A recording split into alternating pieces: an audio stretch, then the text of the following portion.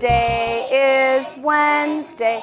Today is Wednesday. Our 3 groups that we have in our classroom consist of children from the ages 4 through 9. So mostly when we group them, our 4 and 5-year-olds are grouped together, our 6 and 7-year-olds are grouped together, and our 8 and 9-year-olds are grouped together. And then we move children accordingly from there. So any of the 3 groups may have a 3-year age span in them. What multi-age allows you to do is really differentiate within a group of children and meet all their specific needs. I always remind people, though, you can be in a straight run, I'll say 3rd grade. You could say 5th grade, I could say 6th grade. You can be in one classroom, a traditional classroom, and still have as many levels as I might have in my multi-age classroom. Because students are all different. Children are individuals and they learn at individual rates.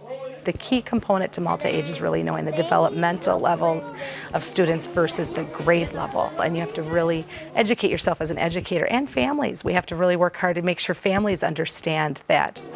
All right, so here's our learning intention today. Let's look at it together. It says, we are learning. We are working on our language arts block. They start in their whole group where you work on your key objective, state your learning intentions and your success criteria. And then they break into different literacy stations. Some of them do a phonics or word work station or a vocabulary station. One of the other stations we have is our RAS Kids, which is a computerized reading program that differentiates right for the children. It gives them reading at their level. So within our stations, we're also differentiating. They're not just put in one set group for their whole entire day. They're moving around all the time based on their different needs throughout the day. And they don't even know that you're doing it. They are a part of a classroom and a family of kids that are in this room all helping each other, and they're learning together. Good job. We start out in a whole group for a whole group instruction, and we break down into cooperative groups. The main objective in a cooperative group is to support and encourage each other so that everybody is focused on task and helping each other to learn and to be successful. We do a lot of partnering. For example, in science and social studies, if we have something to read, you'll partner someone with very strong literacy skills with someone that may need a little help.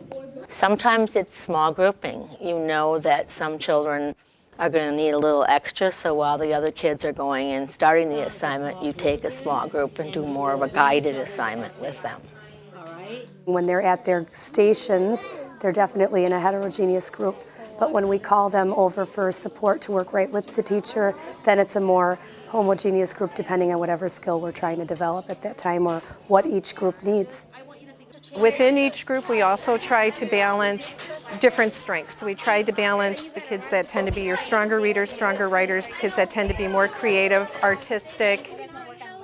This is one of our teaching tools that we use, a document that we hand to our students in order to help us group them and in order to differentiate based on their interests.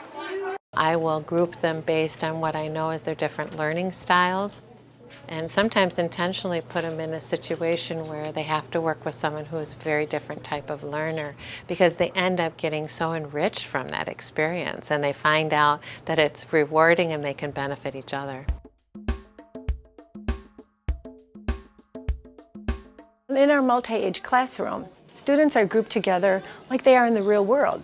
We have regular ed mixed with special ed, and we have various needs, various learning styles, readiness levels.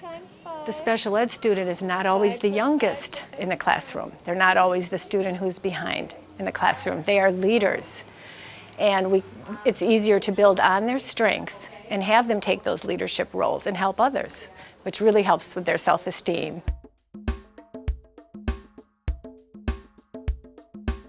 Our philosophy is that the kids learn as much from each other as they do from their teachers. And they're able to learn from a larger span of their peers. And in a traditional classroom, you would only have one grade level and they'd be very limited. I think the children kind of gravitate towards the stronger children in here, which is really nice about having the groupings this way, because they see, oh, these kids are reading at a higher level and they're doing a different kind of packet. I want to get there too. I can do this. I want to work with them because I can learn different things, or even if they don't even know it, they're really watching and learning. They're able to take what they've seen and then make it their own. I think that they're elevated to a level that maybe they didn't think they could achieve at first.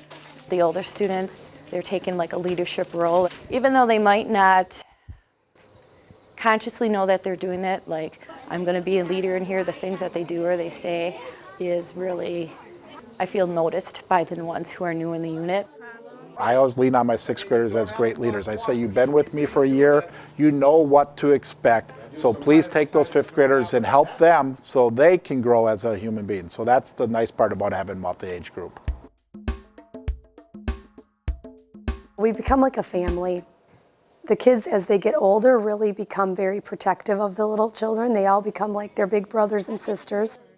Our oldest students really show the little kids what to do, and the kids really begin to know what their expectations are.